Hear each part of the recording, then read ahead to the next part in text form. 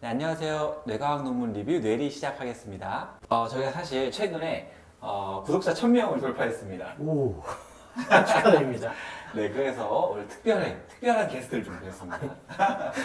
저희 카이스트 뇌인지과학과의 백세범 교수님, 네, 환영합니다. 안녕하세요. 카이스트 뇌인지과학과 백세범입니다.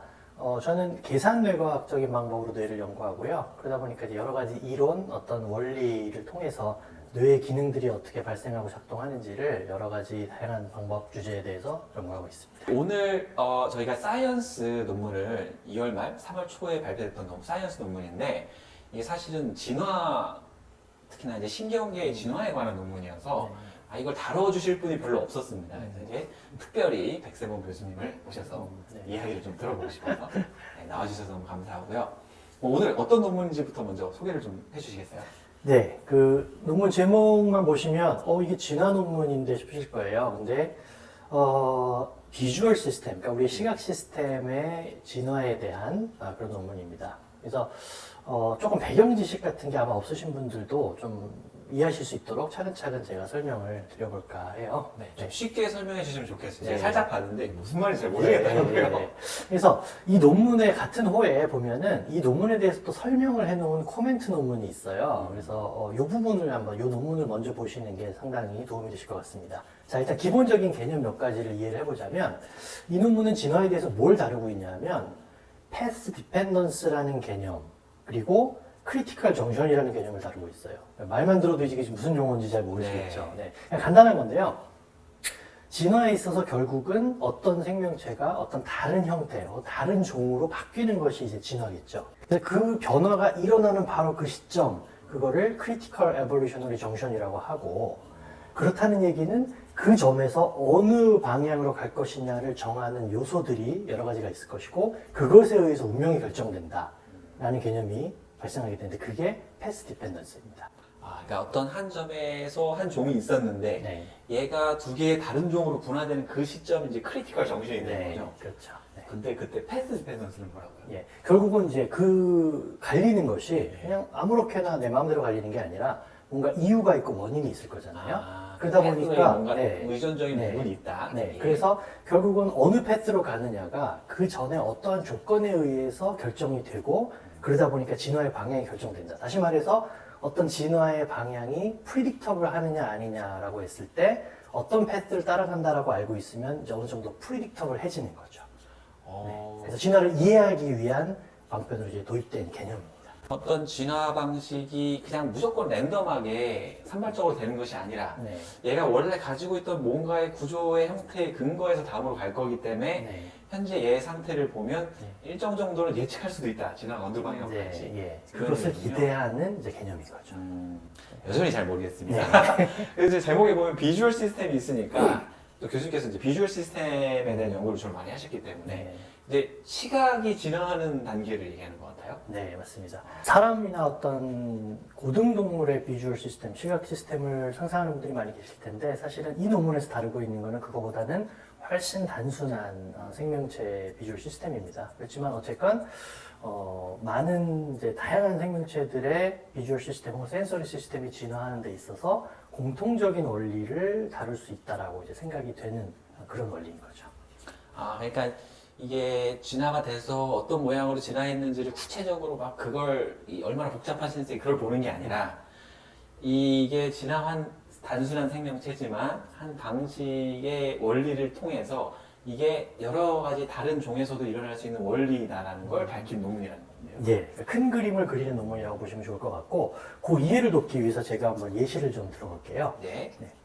여러분 아마 진화하시면 뭐 찰스 다윈이 떠오르실 거예요. 다윈의 이제 초창기 연구 노트인데 보시면 처음에 어떤 다양성으로 시작을 합니다. 여러 가지 새들의 어떤 부리 모양이나 형태가 굉장히 다양하게 있죠. 그럼 이 다양성이 어디서 왔을까? 진화에 의해서 이게 생겨난다라는 게 이제 기본적인 개념이겠죠.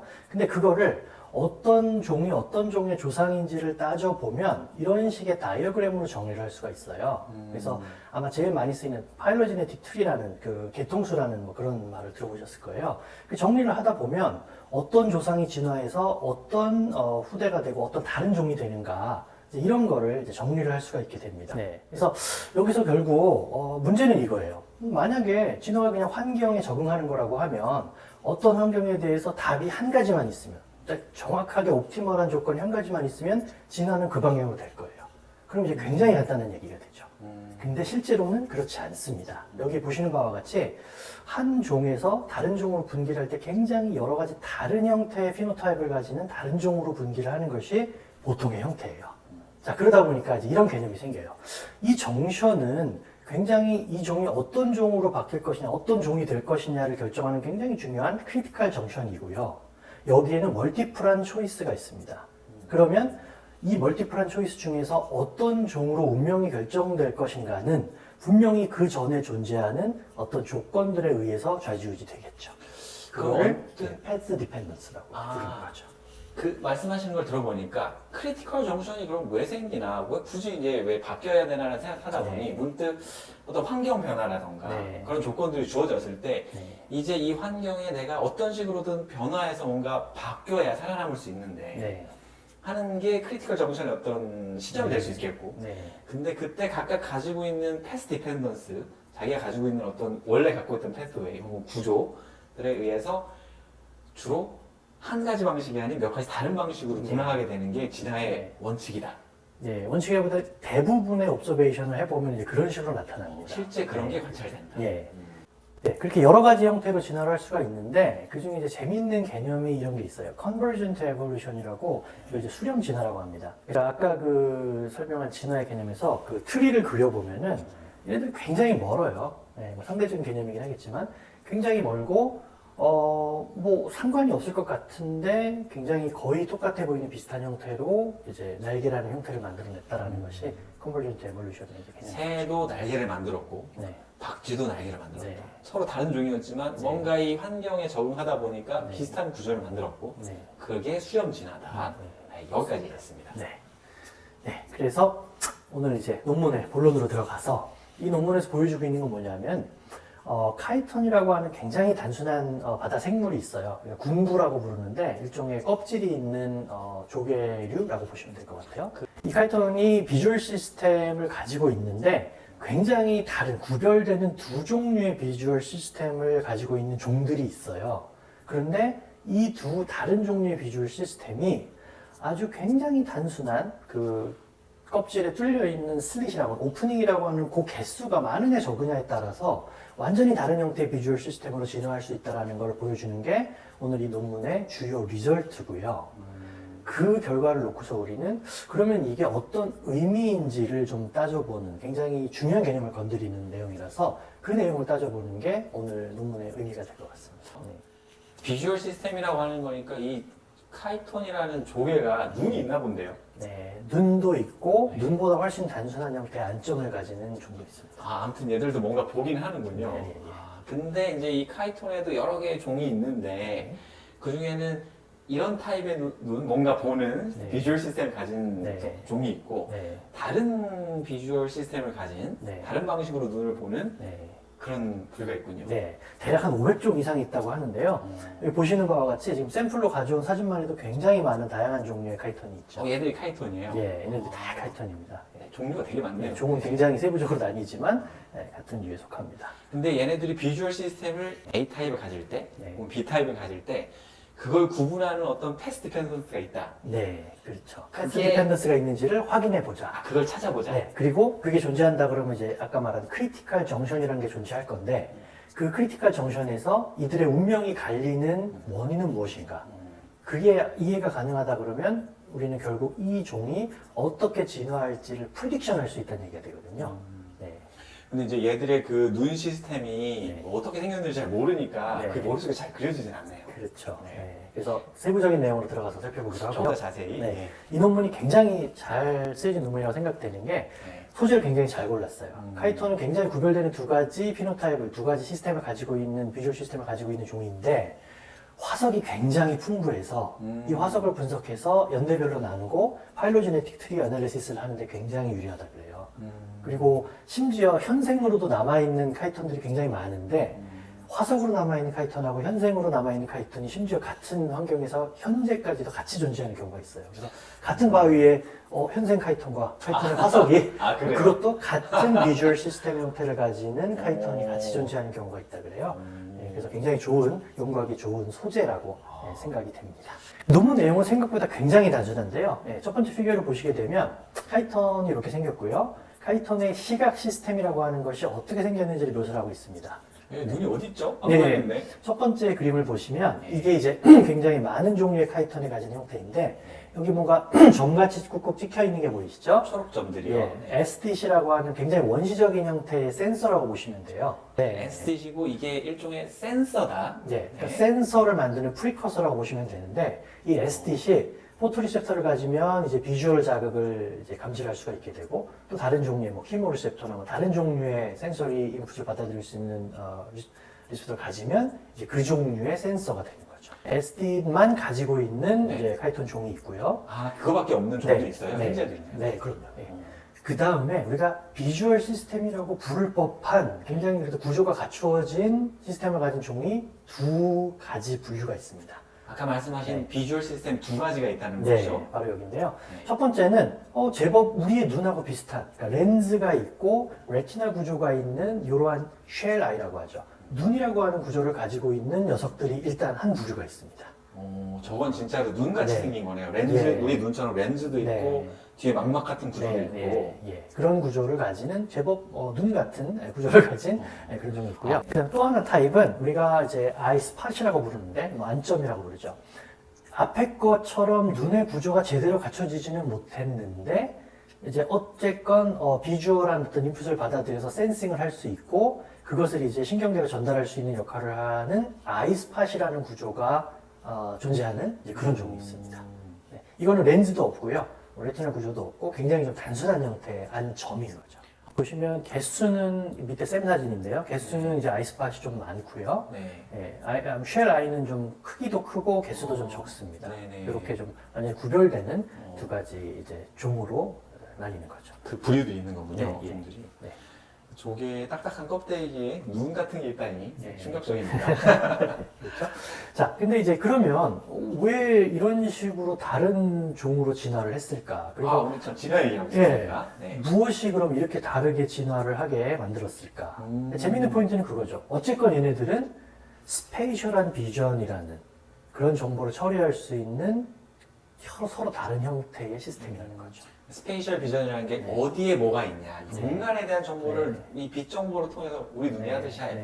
받아들이는데 거기에 저 두 개의 다른 시스템이 있고 네. 쟤들은 조상은 같고 네. 거기서 막 분화돼서 나온 네. 다른 종들인데 네. 어느 시점에 왜 저런 두 개의 다른 시스템으로 분리가 됐는지를 네. 이 연구에서 알아낸 거군요. 네, 그렇습니다. 네. 그래서 그 다음 피규어를 보게 되면 많이 보시는 이제 파일로제네틱 트리의 형태죠. 이분들이 이제 굉장히 여러 가지 이제 테크닉을 썼는데 기본적으로 화석들을 분석을 했는데 여기는 이제 그 화석들의 조상이 누구인가를 가장 맥시멈 라이클리후드를 찾아내는 분석 방법이 있어요. 그래서 여기 ASR이라고 이제 표현을 했는데 그런 식으로 이 굉장히 긴 세월을 캘리브레이션을 해서 타임 캘리브레이션 된 형태로 화석들의 순서를 그리고 그것들의 조상을 이렇게 알아내서 이렇게 트리 형태로 정리를 한 겁니다. 근데 재밌는 점은 뭐냐면 여기에 그 SD만 가지는 형태의 종만 있다가 이제 아이스는 아까 그 초록점. 예, 초록점 가장 SD. 원시적인 형태의 프리커서. 프리커서. 예, 아직 뭔가 막 예. 분화되지 않은 그런 애들이 예, 있고. 네, 그런 것들이 하얀색으로 표시된 종들이고요. 네. 그러다가 어느 시점에선가 이 빨간색과 파란색, 다시 말해서 아이스팟을 가지는 종과 쉘 아이를 가지는 종이 어느 시점에선가 나타나기 시작을 해요. 근데 재미있는 게 그 포인트가 여러 개입니다. 그래요? 네, 여기도 있고, 여기도 있고, 여기도 적어도 4개 이상 되는 포인트에서 그게 나타난다. 다시 말해서 아이스팟이 나타나는 것도 2군데 이상, 쉘 아이도 나타나는 것도 2군데 이상인데 이게 서로 독립적으로 오리진이 다르다는 거죠. 제가 좀 이해를 해볼게요. 네. 말씀하신 게 결국은 얘가 하나 있었는데 이게 어떤 여기가 크리티컬 정션 네. 보는 데고 여기서 어떤 부류는 갑자기 아이스팟을 가지는 형태로 분화가 됐어요. 네. 종이. 네. 네, 그 나머지는 여전히 SDC SD만 갖고 있는 형태로 남았고 그렇죠. 네. 그 남아있는 애들 중에서 또 분화가 됐는데 네. 요로 하나 이쪽으로 하나 분화되고 네. 이쪽으로 근데 이번에는 이 빨간 아이스팟이 아니라 쉘아이로 갖는 그렇죠. 분화가 하나 생기고 네. 또 여전히 아무것도 안 갖는 애가 생기고 그렇죠. 이런 식으로 반복적으로 네. 분화되는 그 정션 포인트가 있네요. 네. 그렇습니다. 근데 그 희한한 거는 여기서 이미 이 빨간 형태로 아이스팟 형태로 분리된 애가 있는데 네. 얘는 뭐죠? 얘는 한참 뒤에 네. 그런 구조를 갖는 것 같은데. 그렇죠. 이게 바로 아까 말씀드렸던 수렴 진화의 좋은 예인데요. 얘하고 얘는 둘 다 아이스팟을 가지는 똑같은 형태의 비주얼 시스템을 가지는 종이죠. 네. 그런데 얘는 이미 이전에 한참 전에 그런 종으로 분화가 됐던 거고 네. 얘는 그것과는 전혀 다른 루트를 다른 패스웨이를 탔는데 그러니까 이미 가다 보니까 네. 어느 다른 완전히 다른 시점에 적어도 한 2억 년 정도 차이 나는 시점에서 얘는 똑같은 형태로 이제 분화가 된 거죠. 아, 요 밑에 얘는 이미 이 아이스팟을 진화 단계에서 만들어냈고 네. 그로부터 2억 년 후. 네, 다른 2억 게- 5천만 년 정도 되는 걸로 보이네요. 그렇군요. 예. 그 계통을 쭉 따라오던 어떤 네. 시점에선가 갑자기 네. 얘도 분화했는데 네. 2억 5천만 년 전에 분화했던 걔와 같은 네. 방식의 아이스팟을 또 만들어내는. 네. 그렇습니다. 어, 그럼 굉장히 신기하기도 하고 궁금하기도 하죠. 이런 그러니까요. 일이 일어나는 원인이 도대체 무엇일까? 네. 네, 그래서 이 논문에서는 이렇게 지금 완전히 다른 종류의 비주얼 시스템이 이발부되는 원인을 그럼 찾아보자. 적어도 4군데 이상의 다른 지점에서 다른 오리진을 가지는데 어쨌건 다 같은 형태를 가지는 네. 비주얼 시스템으로 진화하는 그 요소를 찾아보자. 라고 해서 이제 후속 연구를 진행하게 됩니다. 결국 결론적으로 말씀드리면 굉장히 단순한 원인이었는데요. 첫 번째 일어나는 일은 뭐냐면 아까 그 SDC라고 했던 프리커서 역할을 하는 이 센서의 개수가 일단 많이 늘어나는 종이 나오게 됩니다. 예. 근데 이것만으로 뭔가가 결정되지는 않고요. 이 SDC 많이 늘어난 상태가 되면 SD만 있는 상태로 남아있지 않고 아까 보셨던 두 가지 종류의 비주얼 시스템 중에 하나로 운명이 갈리게 됩니다. 근데 그 운명이 갈리는 원인에 어떤 요인이 있을까 분석을 해봤더니 딱 한 가지 파라미터가 크리티컬하게 작용하는데요. 그게 뭐냐면 이 SDS를 중앙 너버스 시스템으로 이어주는 그 통로가 되는, 그러니까 신경으로 지나가죠. 통로가 되는 쉘에 있는 슬릿. 예, 이 슬릿이 많으냐 적으냐. 상대적으로 많으면 아이스팟으로 이 센서들이 분화가 되고 네. 상대적으로 개수가 적으면 아까 보셨던 쉘 아이로 그러니까 망막이 있고 렌즈가 있는 아이 형태로 진화가 된다는 것이 이 논문에서 발견한 이제 결론입니다. 결국 이거의 목표는 뭐냐면 네. 비주얼 시스템의 목표는 스페이셜한 정보를 구별해낼 수 있는 것. 이미 그런 일을 하는 거예요. 네. 네. 그래서 1차적인 목표였죠. 그래서 여기 보시면 간단하게 이해했을 때 슬릿의 개수가 굉장히 많고 여기에 계속 이제 전체적으로 신경 다발이 지나가서 어느 신경 정보가 어느 위치에서 왔는지를 알 수 있는 상황이 되면 그러면 바깥에 달린 센서는 아주 간단한 아이스팟의 형태만 있어도 되는 거죠. 아, 일단 레졸루션이 기본적으로 네. 좋은 상태겠네요. 스페셜 로케이션을 이제 구별할 수가 있는 거죠. 네. 반면에 슬릿의 개수가 이렇게 많게 되면 네. 이제 그런 정보들이 굉장히 러프해지고 굉장히 레졸루션이 안 좋아지잖아요. 그러면 각각의 위치에 위치한 센서들이 그 정보들을 스스로 구별해낼 수 있으면 해결이 가능한 거죠. 그러다 보니까 이 경우는 렌즈가 있고 레티나 구조가 있는 각각의 아이들이 각각의 위치에서 어느 정도 스페이셜한 정보를 이제 구별해낼 수 있는 형태가 되면 네. 이 경우가 됐든 이 경우가 됐든 두 경우 모두 스페이셜 비전에서 가장 중요한 로케이션 정보를 얻어낼 수가 있게 되는 거죠. 결국 비주얼 시스템 역할을 할 수 있는 두 가지 다른 형태의 피노타입 아니면 구조 형태라고 보시면 될 것 같습니다. 그러니까 우리가 이 앞에서 봤던 계통 트리랑 결합해서 생각을 해보면 이게 2억 년 전이든 네. 그보다 한참 뒤든 네. 그것과 무관하게 감각기관에 프리커서가 되는 그 점들이 막 늘어나는 그 시점에 네. 얘들이 갖고 있는 그 딱딱한 껍데기의 구조가 그저 네. 어떤 시기였냐에 따라서 네. 그 단순한 요인 때문에 네. 각각의 스팟이 눈으로 분화되는 형태로 갈 건지 네. 아니면 이런 그 전체적인 아이스팟의 형태로 만들 건지가 결정이 된다. 그렇게 생각하니까 또 그게 네. 아까 말씀하신 수형 진화에 네. 얘들이 갖고 있는 어떤 형태가 네. 영향을 미치는 그것도 설명이 되겠네요. 네, 맞습니다. 그래서 포인트를 굉장히 잘 정리해 주셨는데요. 이 결과 서머리를 보면서 이제 그 말씀을 다시 나눠볼게요. 네.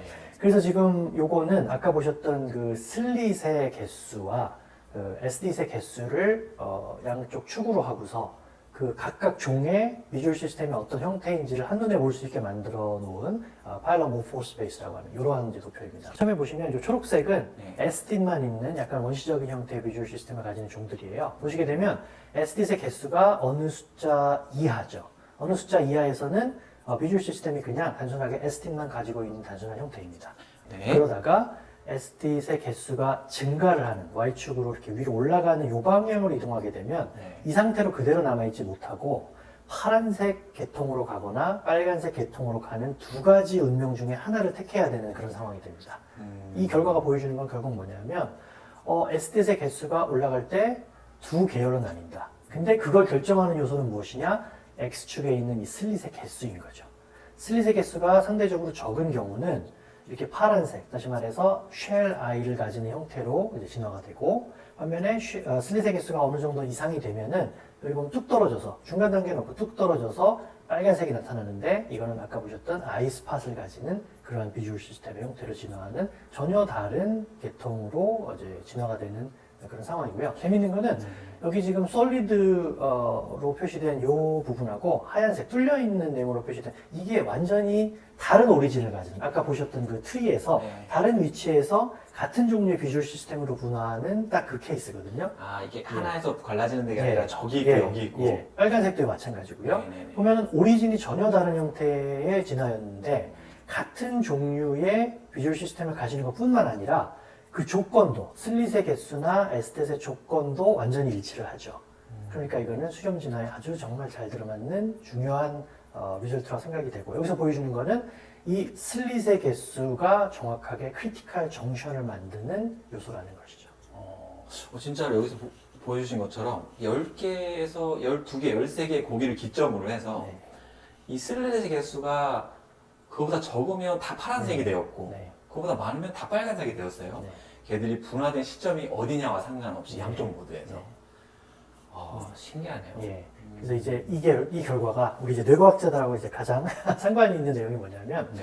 결국은 비주얼 시스템의 목적은 어떤 정보를 처리하는 그 목적을 달성하기 위한 거겠죠. 네. 그래서 에스티트 상태로 있을 때는 그 목적을 달성하기가 그렇게 좋지 않은 형태였을 겁니다. 그래서 이제 에스티트의 개수를 늘리면서 뭔가 시스템의 형태를 바꾸는데, 그 목적을 달성할 수 있는 형태가 이 중간 어중간한 형태로는 존재하지 않고 이렇게 쉘 I 형태이거나 아니면 I 스팟 형태이거나 둘 중에 하나여야 우리가 원하는 공통의 목적을 달성할 수 있다는 거죠. 그리고 그게 그렇게밖에 될 수 없는 이유는 슬릿의 개수라는 물리적인 컨스트레인이 존재하고 그 컨스트레인 하에서 어떤 디자인이 가능한가라고 따져봤을 때 완전히 다른 형태인 쉘 I나 I 스팟을 만드는 형태일 수밖에 없다라는 이제 그런 결론에 도달하게 되는 거죠. 결국은 공통의 목적인 이제 스페이셜 비전이라고 하는 펑션을 달성하기 위해서 완전히 다른 컨스트레인 하에서 다른 형태의 아웃풋이 나올 수밖에 없는 이제 그런 예시라고 볼 수 있을 것 같습니다. 근데 이렇게 단순한 예시를 통해서 우리가 확인할 수 있기 때문에 이제 이런 프린시플을 하나 또 볼 수 있는 거네요. 네. 이런 하나의 패스 디펜던스가 네. 이 결정적인 요인으로 작용하면서 네. 두 가지 다른 방향으로 진화를 이끌 수 있다. 네. 네. 네. 이해가 된 것 같습니다. 예, 그래서 굉장히 단순한 결과를 보여주는 논문이지만 네. 그것이 내포하고 있는 그 컨셉이나 어떤 원리는 굉장히 중요한 진화에서 어떻게 보면 가장 중요한 원리 중에 하나라고 생각이 되고, 이게 우리가 뇌를 공부하는 사람의 입장에서도 기능들이 발생할 때 왜 이런 식으로 시스템이 갖춰졌을까, 이런 식으로 진화를 했고 이런 형태가 만들어졌을까라고 했을 때 거기에 어떻게 보면 거의 유일하게 이유를 댈 수 있는 내용 중에 하나가 아닐까라고 생각이 듭니다. 우리가 뭔가 왜 이렇게 복잡한 형태로 네. 이런 다른 형태로 진화했을까, 네. 이 원인은 뭘까를 찾을 수 있는데 생각보다 네. 단순한 요인일 수 있겠다는 그렇죠. 생각이네요. 굉장히 단순한 물리적인 컨스트레인. 여기서는 슬릿의 개수라고 하는 정말 단순하게 그지없는 요인이 종의 운명을 결정할 수 있다라는 네. 것이죠.